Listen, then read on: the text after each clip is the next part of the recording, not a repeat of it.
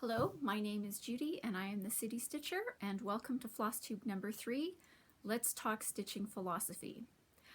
I'm actually not going to start off with my stitching philosophy. I'm going to leave that for the end of the video. So for those of you who don't want to hear my philosophical musings on stitching and approaches to stitching, you'll get to see everything that I've worked on this week and my plans for this week.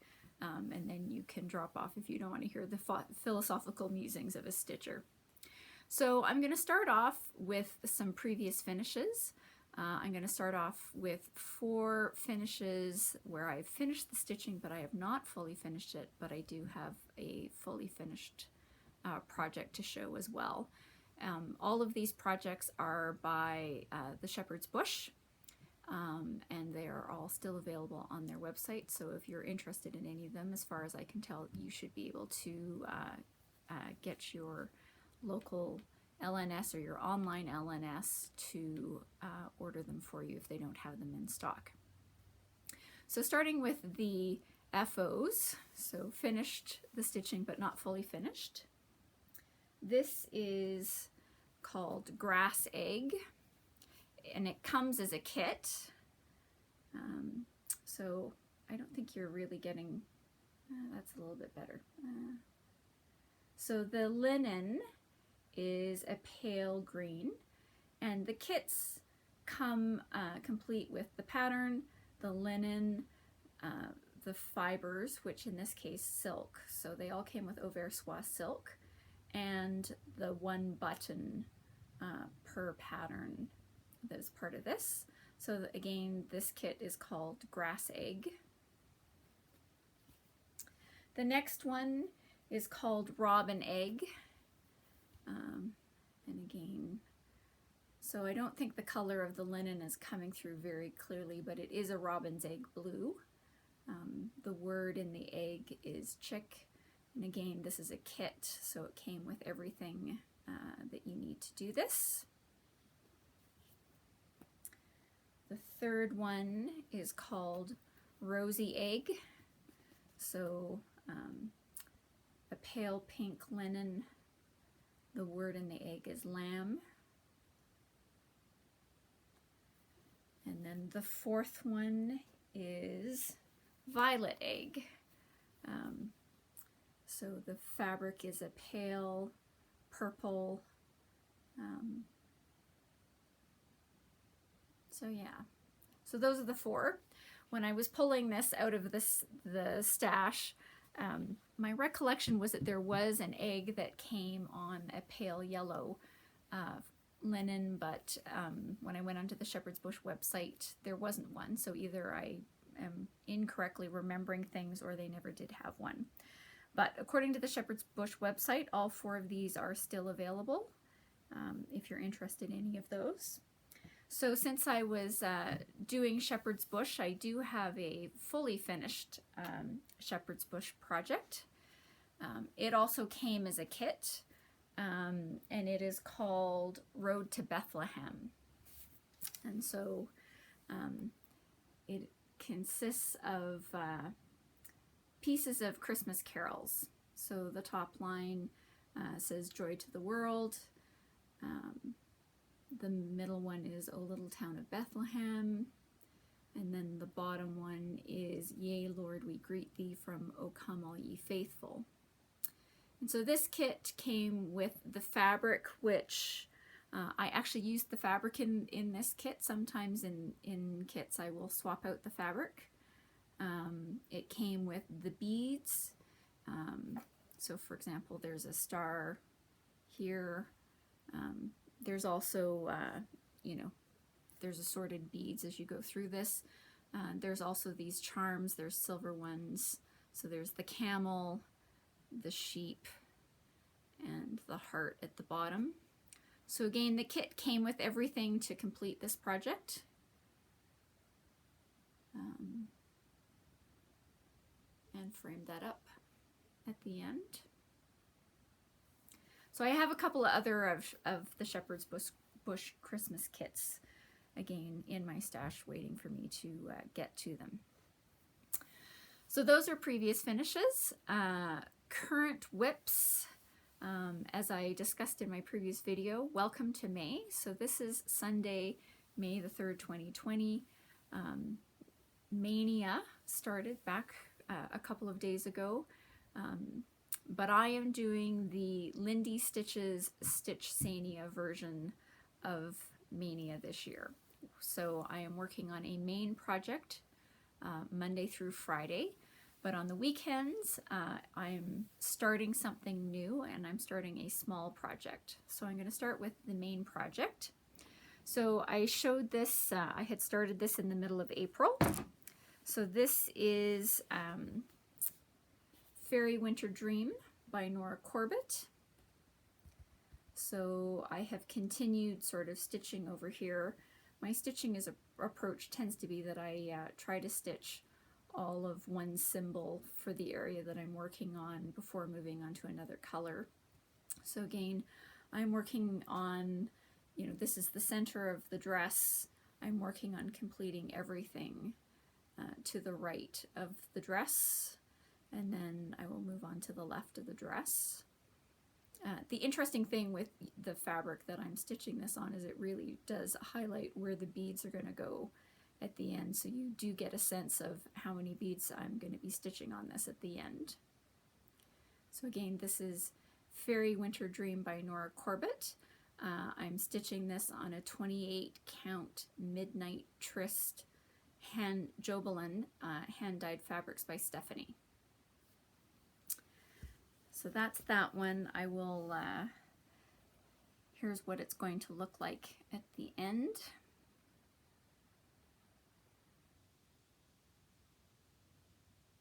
So again, it'll be, it looks quite different on a different fabric. So that's my Monday through Friday project. For weekend number 1, so this this next piece includes the stitching that I did yesterday. So I did spend probably more time than I would normally stitching on a weekend because I know that I only have yesterday and today to work on this project.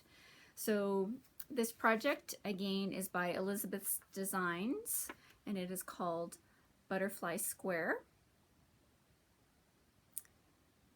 So that's what it's supposed to look like at the end. And this is where I'm at on it so far. So I'm stitching this on a 32 count white opalescent linen. The called for colors are DMCs, so all of this is DMC. This over-dyed fiber here came with the kit, and it is Threadworks number 1134, if you're interested in that. So there's about, I call them 5 rings, so I'm just on my way to finishing the 4th ring. I will make a note of a couple of things here. If any of you get this particular pattern, on the pattern, this top right corner top right, no, it's the top left one, is different than the other 3. I think it's actually just a mistake on the pattern, so I added, it's missing a couple of stitches to make it the same as the other 3, so I added those stitches to make them identical. On the pattern, it's also unclear to me just in here whether it's actually a stitch of one symbol or whether it's actually supposed to be an eyelet of some kind. There's no diagram for the spacing there, but looking at the design, I think it's supposed to be an eyelet as opposed to cross stitches. So I haven't done that part yet. I'll decide at the end. So I've only got, I've just got to finish this little bit of satin stitches here, and then the outer border to do on this. So we'll see if I can get that finished. There's also some beads that go in here. So, there's a bead that goes in the center, well, one in each of the wings of the butterflies as well in the center of that flower. So there's some beads to go on there as well. It will be interesting to see if at the end of today I can just sort of put it down the way it is, and depending on how close I get on finishing that 5th part. We'll see. I'm going to try and be very well behaved and follow my plan and just stitch on this for yesterday and today, and then put it away for the rest of May, regardless of how close to a finish it is. So check back next week and see how well behaved I've been on that. So that's the current whips. So for the rest of this week, what I will be working on, again, Monday through Friday, is Fairy Winter Dream, but it does mean that come Saturday, I will have a new start. So the new start for this next weekend is from Little House Needleworks, called Music and Books, Two Things I Love. So very apropos. So, you know, quite a bit different from this week's start, but still small. So the butterfly square, the stitch count on that is 60 by 60. I'm really going up in my stitch counts. This one is 63 by 63. So I am doing this on an unknown piece of, I think it's 32 count gray linen. Again, I don't think, you know, it's going to come through terribly clear what that gray is. But this is the color palette of the pattern. Now I have more colors on here that are called for, only because I do have a music room in my house. So what I'm planning on doing is making this word music and the flower on the piano, which, see if that comes through a little bit clearer. I'm planning on making that a color that's very similar to the wall color in that room, and so I don't know if you can tell, I tend to like intensely colored walls in my house, and so the wall color in that room is actually much closer to this DMC 3803. So I'm planning on using that just for the word music and maybe a couple of other spots. So that's this week's new project. We'll see how that goes. In terms of haul, I don't have any haul this week, as I mentioned last week.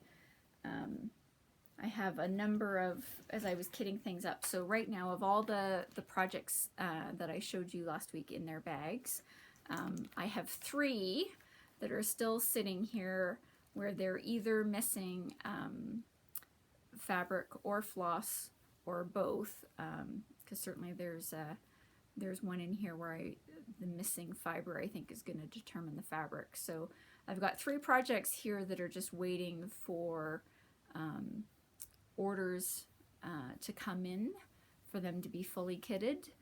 So if that doesn't happen, I'm still okay, because there's 4 weekends left in May. So I've got the Little House Needleworks Music and Books, which belongs in this bag, and then I've got another 4 projects that are fully kitted up, ready to go. So I will have enough, even if those, if my stitching orders don't come in. So again, I'm trying to be really good about stitching from stash this year, because I do have quite a bit of stash, but clearly if you're working on a project and you're missing some fibers, you're going to need to do that. But none of them have come in yet, so I have nothing to show for haul, which leads into stitching philosophy. So for those of you who don't want to hear the philosophical ramblings of a stitcher, thank you for stopping by. Hope you've enjoyed what you've seen. Like and subscribe if you want to see more of what I'm stitching on, and look forward to seeing you next week. If you're here for the stitching philosophy, my philosophy boils down pretty simply. It's your project. Do what you want. This is a hobby that we undertake for the most part for our enjoyment, stress relief, something for our hands to do, to be creative. So it's your project. Do what you want, what's comfortable, what's enjoyable for you. If you are someone who is really trying to have a finished project where you're going, I want to be able to enter it into a stitching competition, a judged event. A lot of what I'm about to say won't necessarily apply in achieving those goals. I have never entered my stitching into a judged event, so I have no idea how it would fare. But for me, the most important thing is whether or not I am happy with the finished product. And so that is always my overarching thing. Do I enjoy what I'm stitching on? Do I like how it's looking? And after that, you get to change whatever you want. So if you are someone who really, you've tried other things, but you really love Aida, there's absolutely nothing wrong with that. It doesn't make you less of a stitcher. It doesn't mean people who work on other even weaves and linens, doesn't matter. If it brings you enjoyment, that is the most important thing. And, I certainly know watching my grandma stitch that, as you go up in age, sometimes, what you're able to work on changes depending on what's happening with your eyes. She had macular degeneration, so it certainly had a deteriorating effect on her ability to stitch as that condition continued to grow in her eyesight. So do what works for you.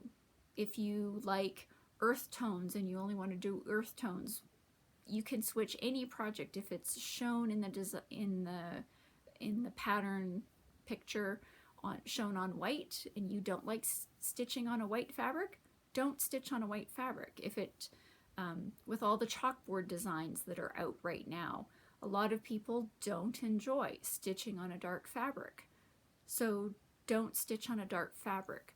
For a lot of those designs, if you go onto the Facebook groups, there's always Facebook groups, whether they're specific to the designer or the series that they're doing, where you can see examples of people stitching them on fabrics other than the chalkboard overdyed fabrics that are available, or black.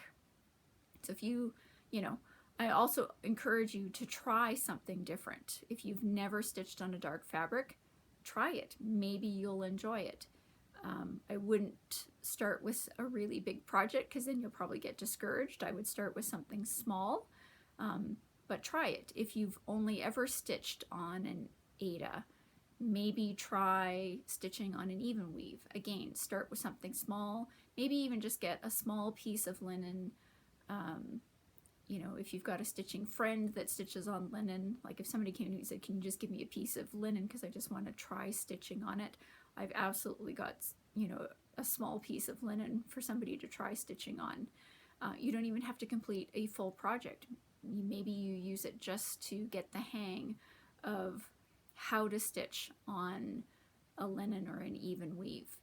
For those of you who stitch on Aida and are contemplating moving into an even weave or a linen, I do say, for me personally, I would find it easier to do the first foray on an even weave.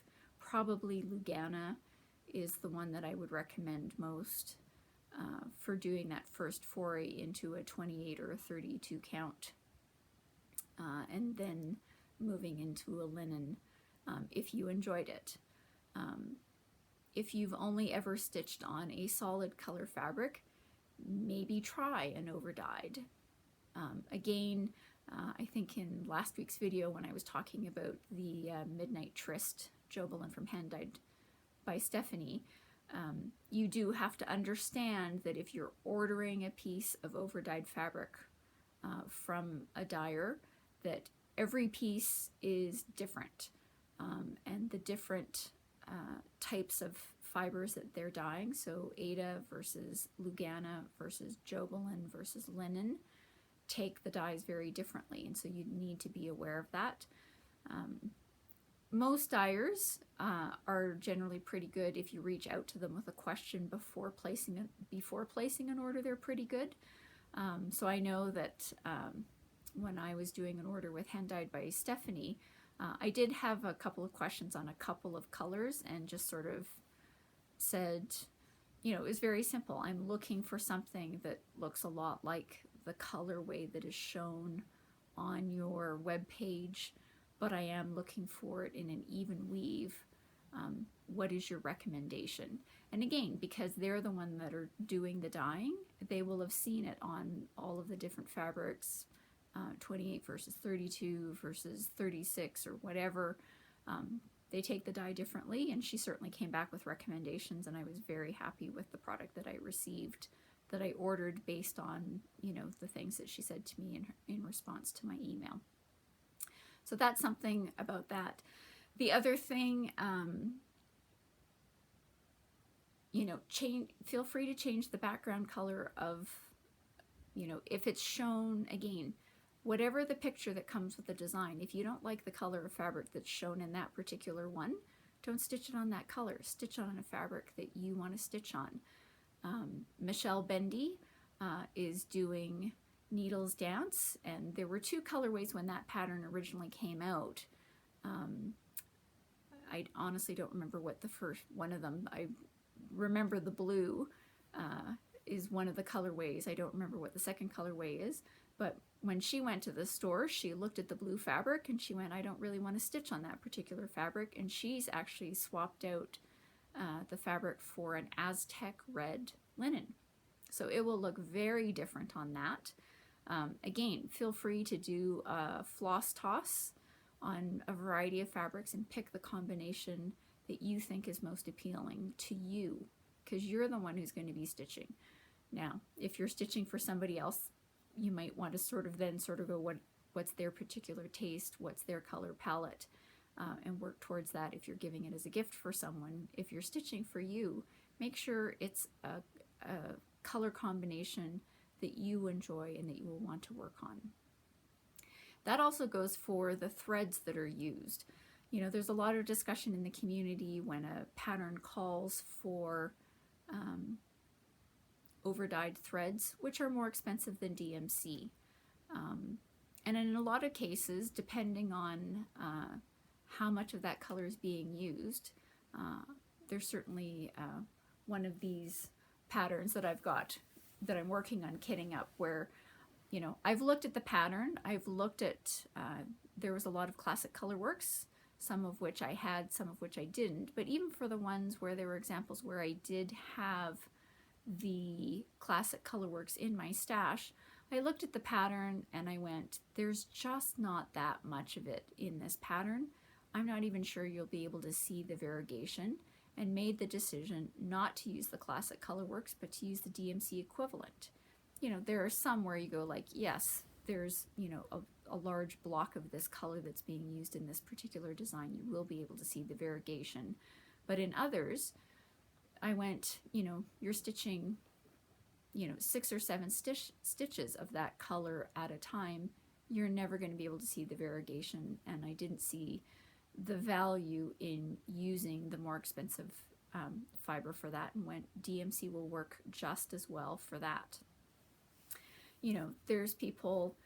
There are certain designs where they can call for an NPI silk, which is a solid colored silk. Most of those patterns do also show a DMC equivalent.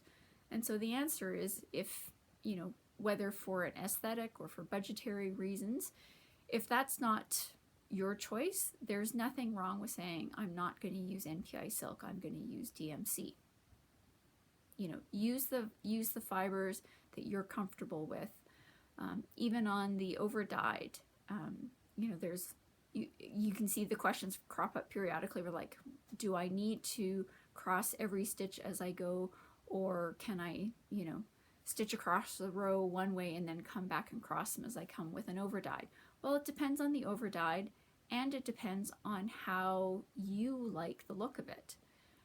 If you cross each X as you're going across with an over-dyed, you will get the variegation solidly. But I've seen other people, and in fact, I think I've got a couple of patterns where they very specifically say, don't cross each stitch, come back, because it changes how the appearance is.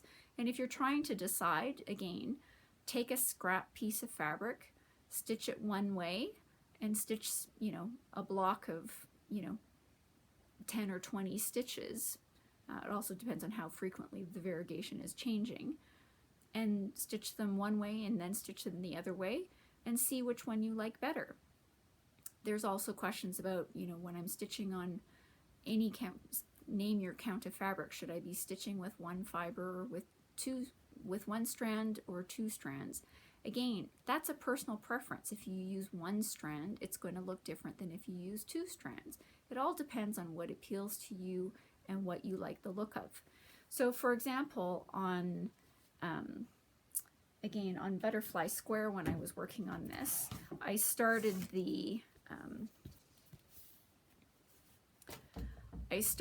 this satin stitch border around here and stitched a bunch of it. Now the pattern very explicitly says use 2 strands of the threadworks when you're doing that, as well as when you're doing the eyelets. And I started it and I went, oh, it's feeling a little bulky. Not sure how I feel about this. And so I stopped and I took another strand and I, you know, on a separate piece of fabric, went and started stitching the same pattern in one strand and went, it's very clearly, I feel like it's getting blown out there. It's clearly one strand was not enough. It was too thin for me to like it. So I went, okay, so I'm gonna stick with what it says and stitch with 2 strands. So it doesn't hurt if you're at any point sort of saying like, should this be 1, should this be 2?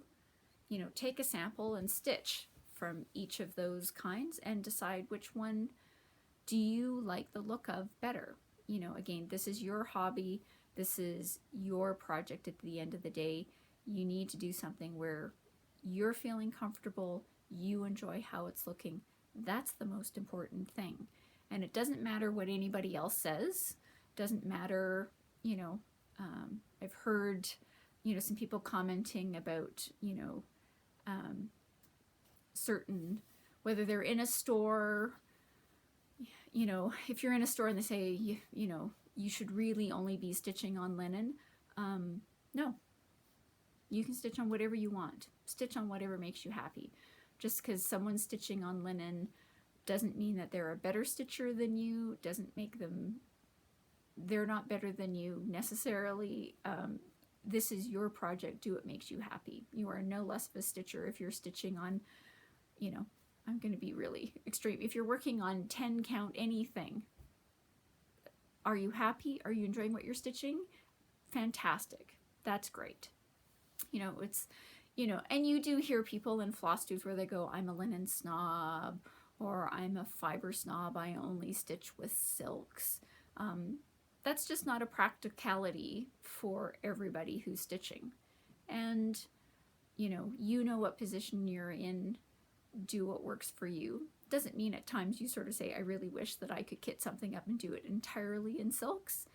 But I also say silks aren't necessarily the right thing for everything either. So, you know, there's certainly some canvas pieces that I can think of where I go, there's absolutely no way that I would try and work on those in a silk because it just wouldn't suit the piece and you wouldn't get the same aesthetic. So, you know, if you were listening to a Flosstube and somebody says that they're a linen snob or a silk snob, or, you know, they only want to use quote fancy floss, which are, you know, the classic Colorworks or Gast or Weeks Dye Works or any of the many other fiber overdyers, that's their choice, and that's great. If that's what brings them enjoyment in their hobby, that's fantastic. If you know, I certainly know of some people where they go, I really don't like overdyes where it's a really harsh change in color. I only want to work with overdyes where there's a very subtle change. Great, that's what makes them happy. When you're talking about overdyed fabrics, you know, I certainly can think of some people where they're like, I really don't like working on them. And there's a couple of things. The way I describe my approach to an overdyed is I don't like the ones where it's a really harsh change in color, which tends to happen from what I've seen. It's more pronounced on linen overdyes than others. So again, that could factor into, you know, why I choose the overdyes that I do. I sort of pitch my approach to the overdyes, and I'm going to go back to this Midnight Tryst. Now, this actually has quite a bit in it, but when this piece actually ends up finishing, like I'd say these are sort of like the harshest parts of the overdyed fabric, but by the time you get her wings on here, it will cover those up, and you're going to end up mostly with sort of this outer edge, which for me is not as harsh as some that I've seen. So I tend to say, like, I like from an overdyed fabric, I like more of a watercolor effect than some of the really hard gradations and hard lines that you can find in some of them. So again, it's all dependent on personal preference. This is your hobby. This is your project. Do what makes you happy and brings you enjoyment while you're working on it. Same thing goes for working on a project where you're just hating it every single minute. My recommendation is stop stitching it. When I get to, I've got a couple of things to show in some later ones where I actually stitched a huge chunk of a pattern and got to a point where I'm just like, I just don't like how it's looking on this fabric. I don't like it. I'm not happy with it. And the answer was I gave that piece away to somebody else. So they had probably about 2/3 of the project completed when I gave it to them, but I went, I just don't like how it's looking. I kept hoping as time went by that I would end up liking it at the end, and if I just got more done, but I got to a point where I said, I will never be happy with this. And so I gave that away to somebody who was interested in it, and then restarted the piece on a completely different piece of fabric, and am much happier with the results. So if you're not enjoying it, if you're not enjoying the stitch, stop stitching it. There's no reason wasting our valuable, precious time working on something that you really are not enjoying. So certainly for the people who are in my stitching world, they're very aware that my line is, it's your project, do what you want. And it really should be, it's your project, do what you enjoy most. So on that note, I hope everybody is staying safe, healthy, and in finding enjoyment in their stitching, and I look forward to seeing you next week for Flosstube number 4. Thanks for stopping by.